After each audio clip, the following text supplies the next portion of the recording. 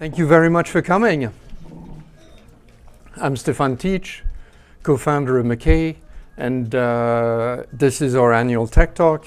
So last year, I discussed a bunch of things, amongst which was the Shortwave.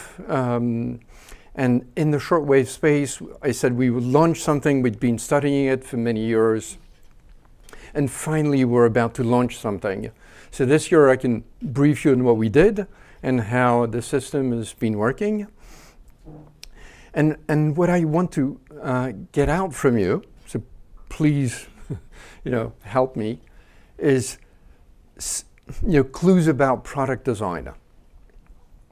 And we'd like to think of product design both on the HF space, on our new offering for Quincy News, and also on our larger offering that we're thinking will be of use for machine learning. So that's really the theme of this talk is please help us, and I'll describe how you can help us. Let's look at the Shortwave project.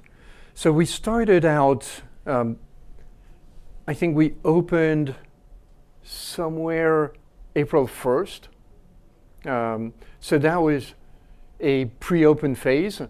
And we started out with 80% packet loss. So out of 100 packets that we would send, 80 were lost. That wasn't perfect. We decided to open service here when we said, okay, if we're better than 50%, we'll open service. Maybe people will find value into it. And right after it went back up to over 50%. That was a little difficult. But over the year, we've been able to get it down to around 10% packet loss. And that thing was really trying to understand the system. It wasn't about propagation conditions, or we kept on frying things and cards, and we use a ton of cards. We had to protect everything. We had to put in place the knock. The knock was really challenging because it's hard to understand a system like this.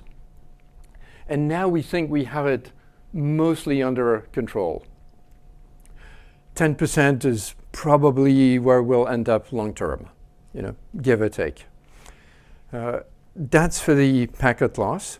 And as you improve packet loss, usually you think, okay, you will degrade latency, because as you improve packet loss, you have to wait a little bit more for more of the signal. Maybe you do encoding that kills serialization latency.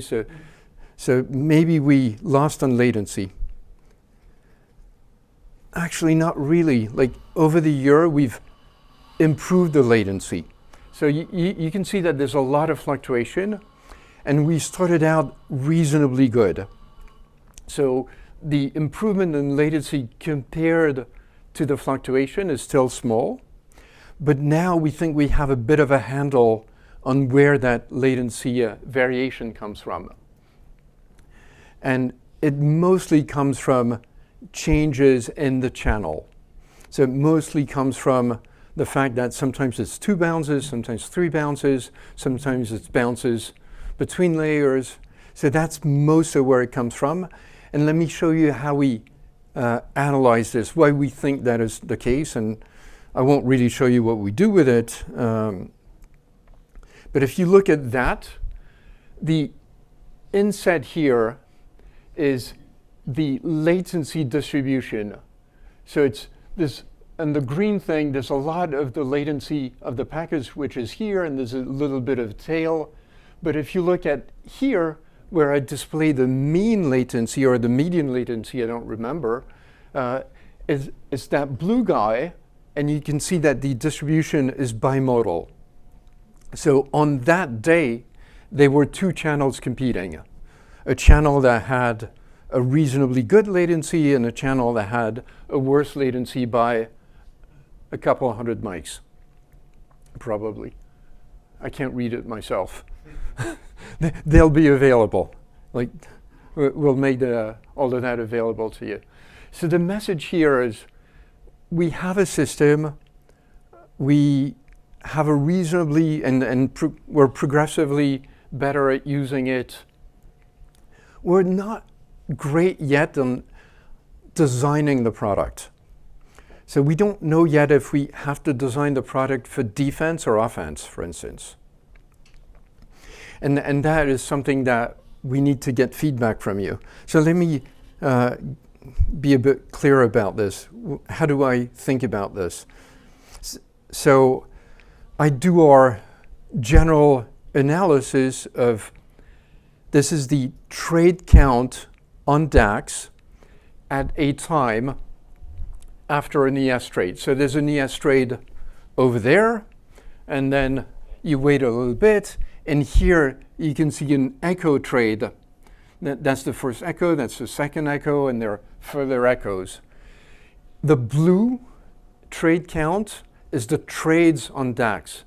The gray is the cancels on DAX. So if you think of it, this is offense, this is defense. And we're providing, and our systems, we're trying to see, is it used for offense or defense? It seems to be more often used for defense. And I say it's our system, there are many competing systems. Our latency is around here. So our latency is, pretty good. So maybe the first peak is mostly us. Now, our system seems to be mostly used for defense, okay? But our signals are not really tailored for defense. If you want to signal for defense, you don't want to say buy or sell or medium, big, extra big. You just want to say get out. And it's a very different signal type. And if I'm going to say get out, I can say get out because S&P moved. I can say get out because CL moved. But I have a much wider vocabulary that I can deploy. So I can say get out for, say, 60 different underliers. Whereas if I want to tell someone it's a big move going up, then I have to be much more granular and I have to spend many more signal space. So if I design the system for offense, I need to use signal space for ES or bonds or CL. But I can't do everything. If I do it for defense, I can do a lot more. So that's one question that we'd like to put to you. And of course, we can be a little faster even if we play for defense.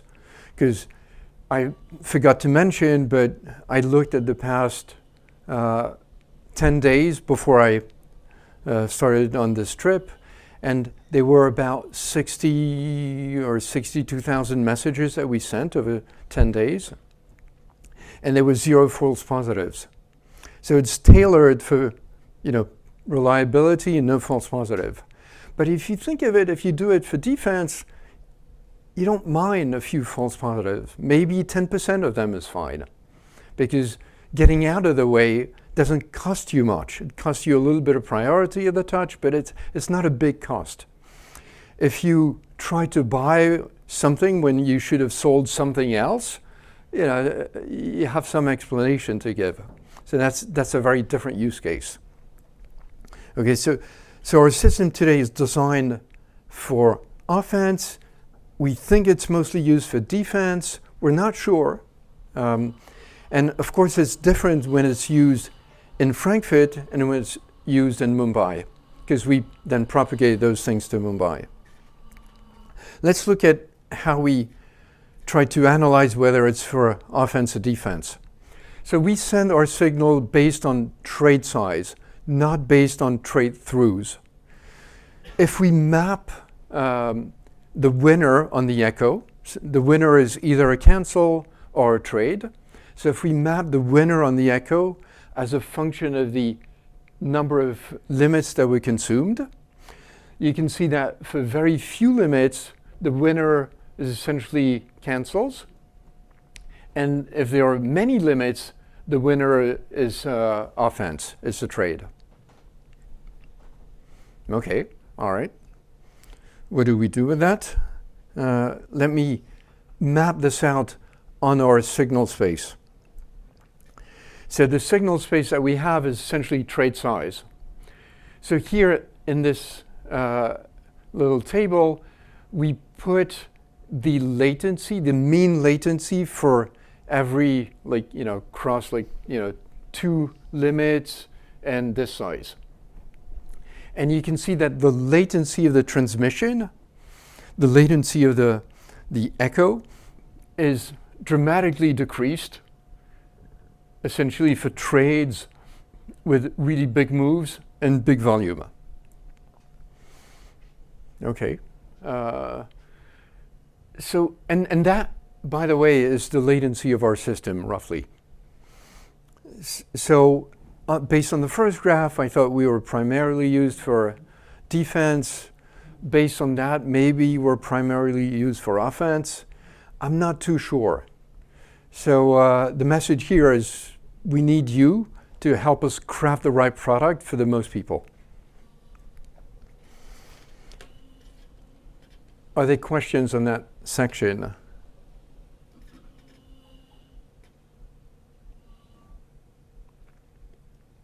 You should ask a question. I'm just saying, just suggesting. There's a reason to ask questions. And you're not allowed. You're not allowed, Fergal. All right, okay. So the next steps for shortwave. We want to improve to Mumbai, that's the big thing. And we're looking to do that first half of next year. Maybe early in that first half, we're not too sure when. Then we need to do Chicago to Tokyo, and we stand exactly in the same position as last year, because we don't know how it's going to perform. So Chicago to Tokyo, we think we have a handle on Chicago to Europe.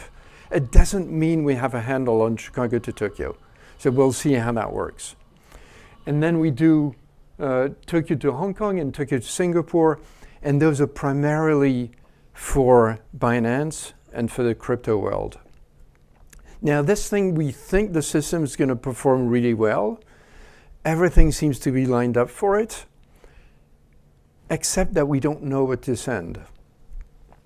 Because on Binance, the public feed is really slow compared to the private fills.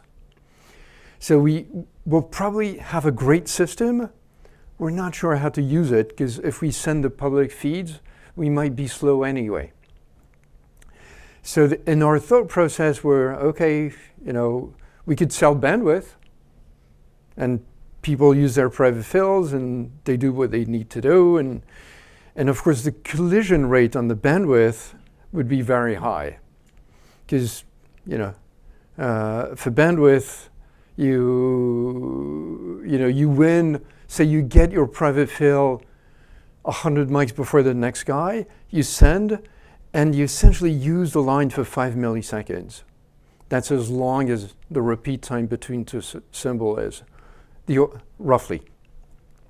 So if we sell for bandwidth, will the second guy get value? Will the first guy be always the same? We don't really know. So it's always an option, but we don't know if we can sell bandwidth in a way that is shared.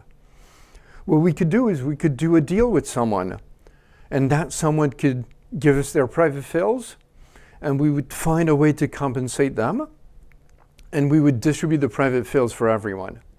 For that, we would obviously need to trust that someone very, very much, and we would need to find a way to compensate them, which wasn't just a monetary compensation. And we're thinking of doing that by providing some signals that that person could use. So they would presumably use that for other coins, not Bitcoin, not Ethereum, not the most liquid ones, but other coins that are less correlated in time with the Bitcoin. And the way we would measure it is that we would say, okay, you can use it for other things. It just needs to not collide with Bitcoin more than 5% of the time. Some threshold. You can ensure it never collides, but it shouldn't collide more than, say, 5% of the time. So that's something, and the reason I'm discussing it, we're having those discussions, and we have people who are interested in doing that. The reason I'm discussing it now is because we don't want ever to be seen as favoring anyone. So if anyone from here would like to do a deal like that with us, please step up and enter that discussion.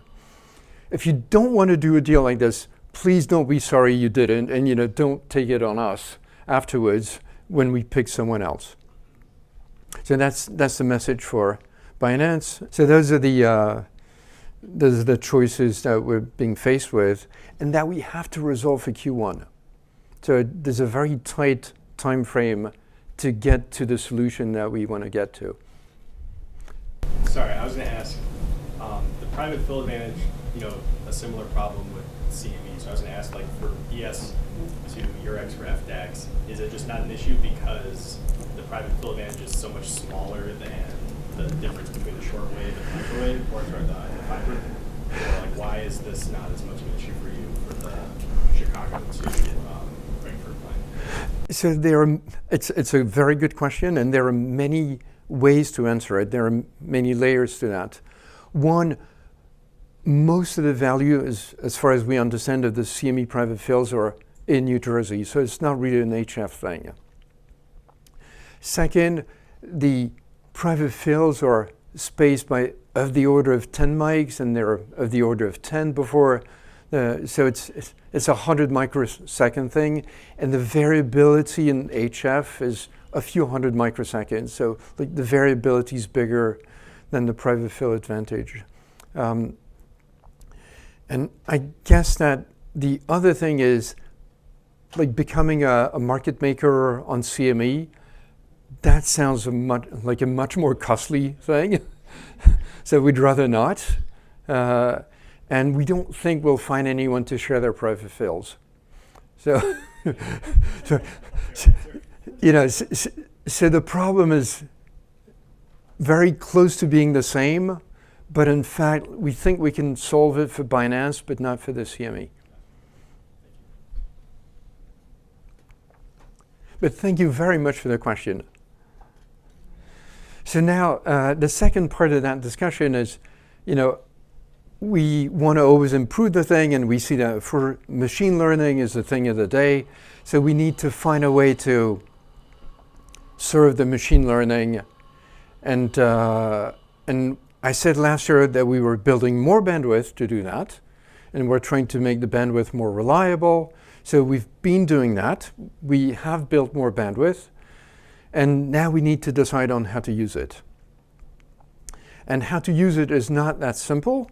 Our presumption is that to do machine learning, you need a richer feed than what we have today. So we have today signals, which is a abbreviated version of the trade summary, and we have snapshots, which is the traditional Quincy feed, which is a very condensed by limit order book. It doesn't have all the richness of the by order feed.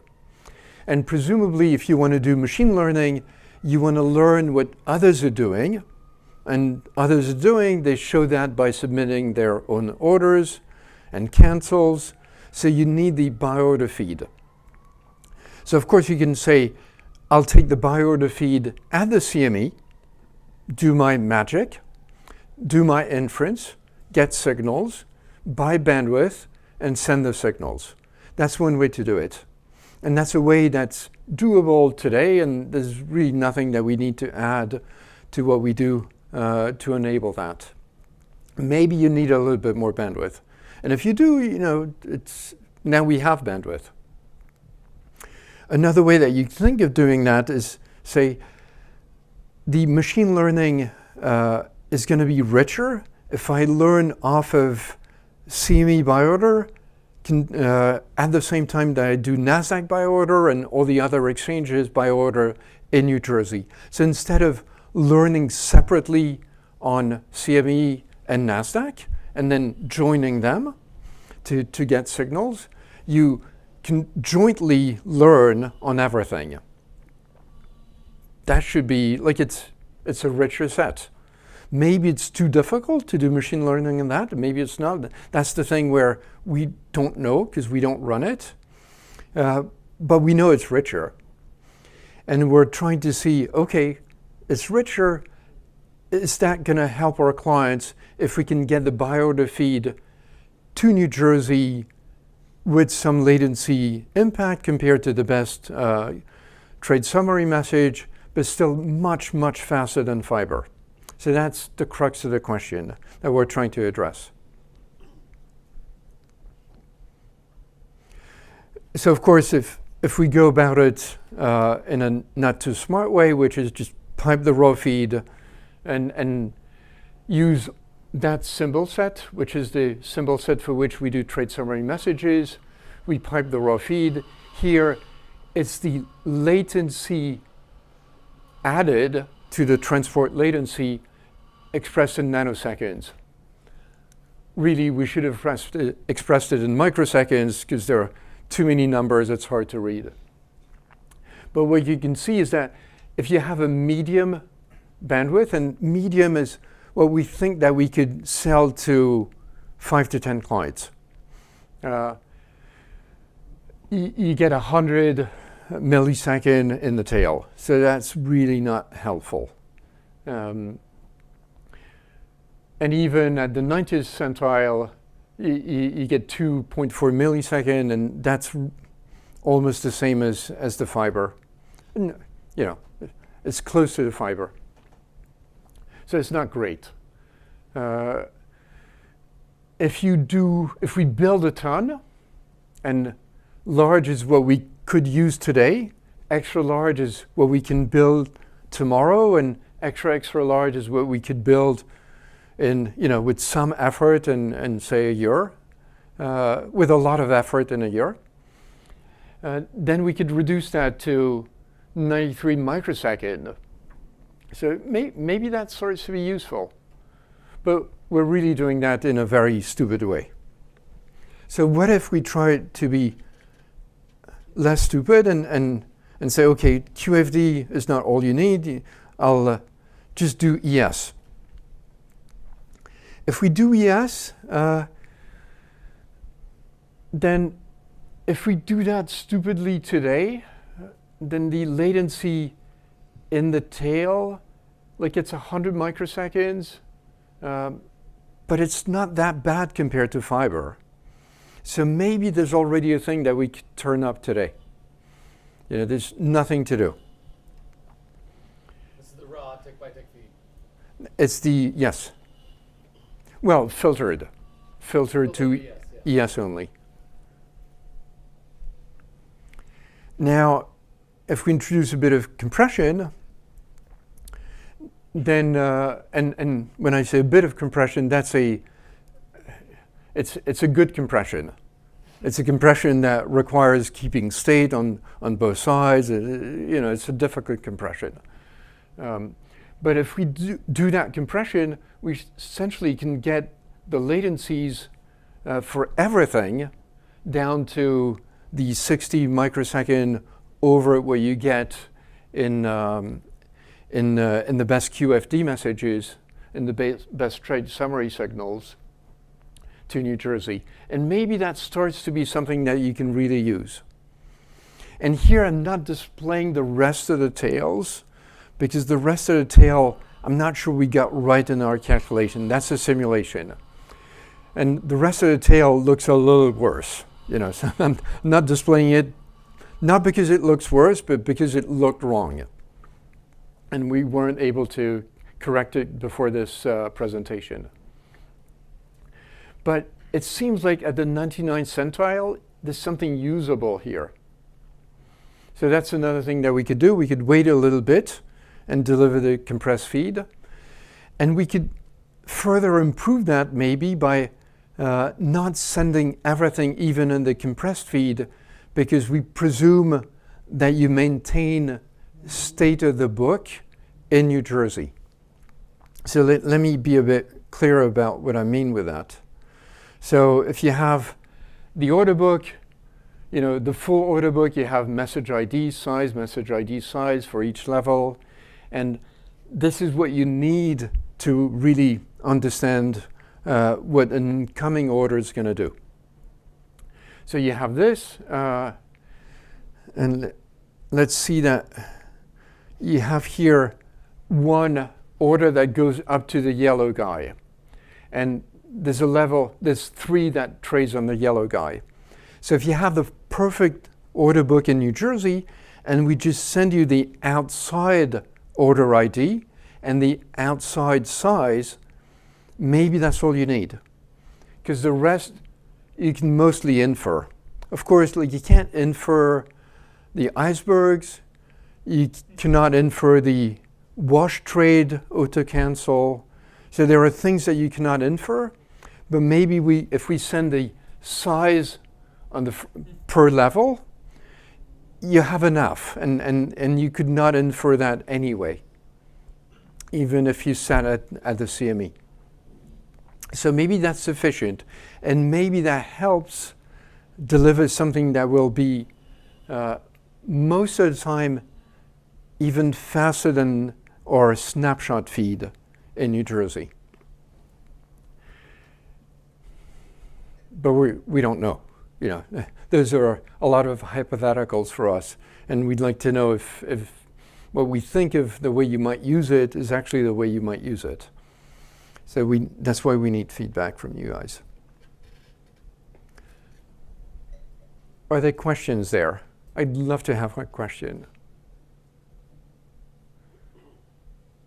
Especially a question revealing what you do.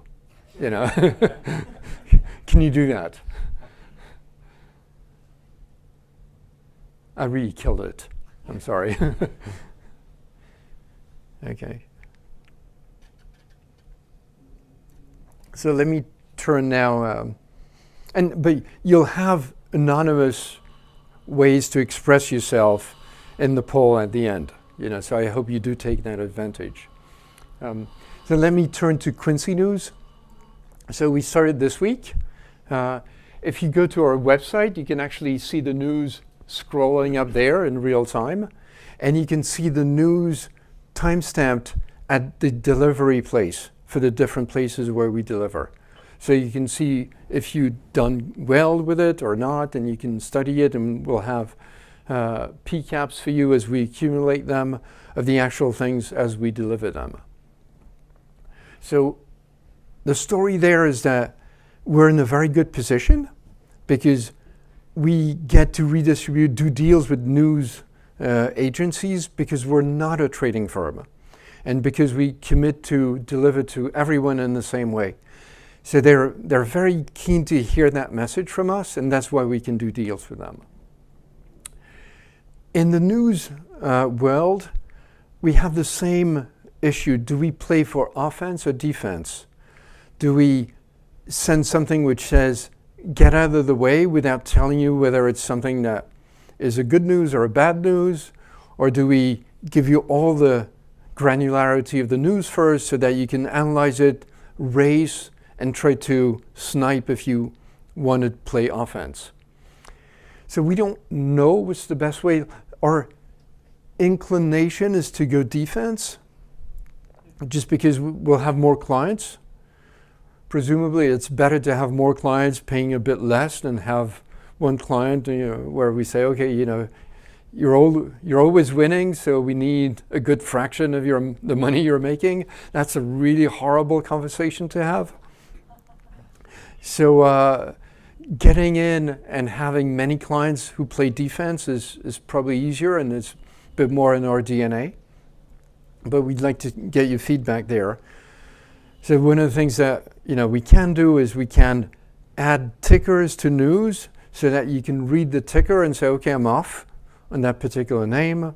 So we can try and make it easier to consume so that you essentially can stop worrying about getting run over by people who source the news better than you.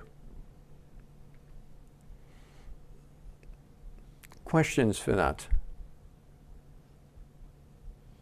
started this Monday. I'm not sure everyone here got it. So, you really should sign up for it. We're winning a ton. I think we're replacing your favorite source is being replaced. Okay. You say you're winning a ton. Can you explain what you mean by that? How that's showing up in the data? So how do we analyze this? It's hard for us. So we see something that did move. So before you don't know that it will move, but after the fact you can see that it did move something. So you can compare our timestamp with the move in the market. So based on that, it looks like sometimes we win by 1 second. Sometimes it can be huge. And now we have staff who are journalists. We are in the White House. We stream live the feeds and the audio feeds and the video feeds from the White House. If somebody says something impactful, which it seems to happen a lot these days, then you can get it. You can get it fast. We haven't mapped it yet, I believe, to tickers. Have we? Oh yeah, we have. It's faster than I think. Okay, so that's the news, and I think that was about it on what I wanted to really discuss. Now there's a bit of what did we do, what was new, and it's been incredibly busy. So Aurora, Ontario, I think it opens in December. We should have the best line between CME and Toronto. Bergamo, we're extremely proud of the little mountain hut. We installed on a crazy place. And it's not just one, it's a bunch of crazy places. And it's really beautiful, it's very straight. We hope it's going to last. Ontario to New Jersey, we completed the build, so now we reach all the exchanges in New Jersey in an optimal way. So that's kind of done. Crypto, you wouldn't believe how many crypto clients we onboarded. Every week, there's these, we need the UBO, we need this, we need that, KYC, and it's onboarding. And crypto is really booming as if there was no tomorrow. So HF to Asia, I talked about that. Intra-Asia, I talked about it too. We're not letting go of CME to New Jersey. We're hoping to come out with microsecond size improvements to MAWA next year, hopefully soon. And CME to Secaucus, we're fighting for hundreds of nanos.